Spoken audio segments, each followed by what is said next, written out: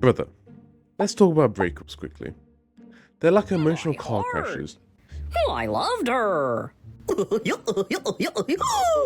Gore. You think you're gonna walk away unscathed, but 3 months later, you're still limping, scrolling through old messages at 2 AM and still trying to accidentally bump into them in the place you used to hang out together. And you know what's worse than a breakup? A toxic breakup. That awkward middle ground where you pretend everything's totally fine, but in the background you're secretly rehearsing different voice lines for different outcomes for if you ever encounter them again. Things like, oh, I don't care about you anymore, or I found someone way better than you already. Trying to make them jealous and hoping for a chance they ever come back to you. But here's the thing. Say that again? It doesn't have to actually be like that. You don't need to turn every post-breakup situation into a petty reality TV episode like the ones from Love Island.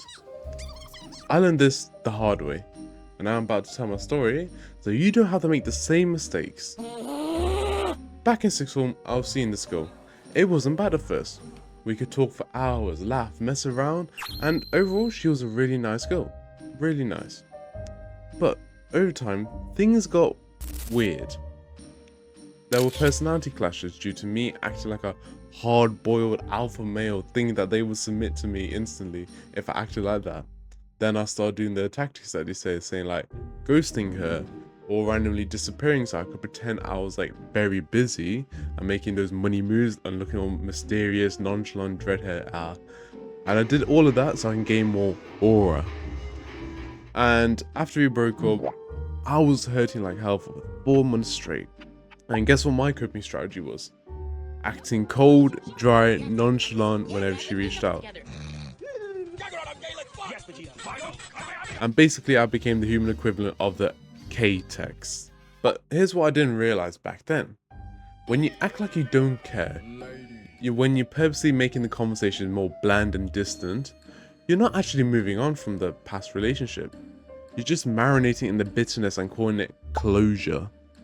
Being cold to someone you once cared about doesn't make you stronger in any shape or form. It just makes you stuck in the past, trying to outshine someone. And the only way I got out of this is when I stopped lying to myself and actually just accepted the past for what it is. I've stopped telling myself to saying she was terrible, just to justify the breakup. I allowed myself to say, yeah, we had good times and the bad ones, but I'm grateful for all of it. Because when you look back on it and genuinely appreciate for someone for what role they played in your life, that's when you can truly move on. I'm not saying to romanticize the pain. I'm saying to be honest about it.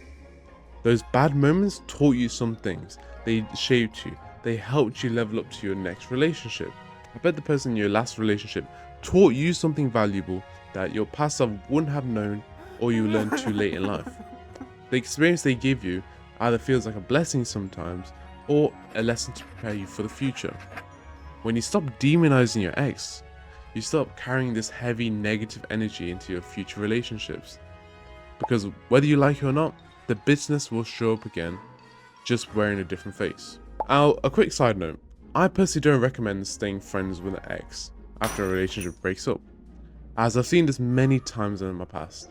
One person will always catch feelings again and the other person doesn't.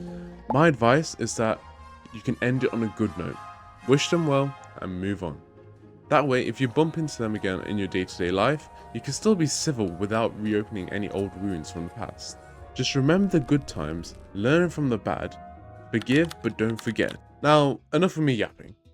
Here's what you can actually do to keep things from getting messy after a breakup. Number 1. Stop playing the games. Now, I don't mean video games, but don't be that person to ghost someone to aura farm, right? Or send dry text to prove you're over it, right? That's just emotional fast food. It feels satisfying for 2 seconds, and then it leaves you feeling worse straight after. Number 2. Accept the whole story at face value. Don't rewrite the past to make them the villain or you the hero. Both you had good moments and bad moments. Own that. That's what every relationship has. And it might just be that you two weren't right for each other in the current situation you are. Number 3. Be grateful, not bitter. Showing gratitude doesn't mean you want them back instantly, because you had moments when they genuinely made you happy. when they genuinely made you laugh. Don't ignore that. Don't be blindsided by the good moments and go crawling back, because nostalgia can trick you into craving the old relationship again. Number 4. If being friends will open old wounds again, skip it. Just protect your peace and move on with it. And lastly, number 5. Apply this to everyone. Try and use this mindset for all relationships, as it's like a mental spring type of cleaning kind of thing, where you clear out all the emotional clutter so you can actually just focus on your present. And at the end of the day, brother, the goal isn't to win the breakup, okay? No one wins. It's to walk away with your dignity, your peace, and your ability to love again. Because when you stop making it toxic, you stop that bleeding into your future relationships. And trust me, your future self will thank you so much for that. So brother, remember this. You're born to be nothing, but you can live to be anything. I came over the shit. And once again, thank you guys for getting me to 2K subscribers. This is like living proof. If you actually stick with something long enough, even through the hard times, you will eventually see your results. So thank you for anyone who's supported me in the past, current, present, and people in the future. Thank you so much for sticking around. This is